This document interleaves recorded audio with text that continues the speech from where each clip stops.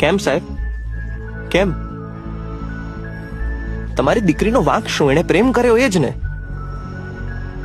દીકરી જન્મે તો ઘરની લક્ષ્મી. કોઈ પણ સારું કામ હોય તો દીકરીને આગળ કરવાની. એ જ દીકરી જ્યારે એની સમજણથી સારા માર્ક્સ લાવે, આઈએએસ, ડોક્ટર, આઈપીએસ બને, તો મારી દીકરી. પણ જો એ જ દીકરી પોતાની સમજણથી પ્રેમ કરે તો દીકરીમાંથી દુશ્મન થઈ જાય છે. 18 વર્ષ પછી સરકાર ચૂંટવાનો પણ અધિકાર મળે છે. પણ પોતાની મરજીથી જો જીવન સાથી પસંદ કરે તો બાપને વાંધો, સમાજને વાંધો, કુટુંબને વાંધો. દીકરી છે સાહેબ, ચાવી વાળું રમકડું નહીં. કન્યાદાન એ સૌથી મોટું દાન, અને એનું તમને પુણ્ય મળે.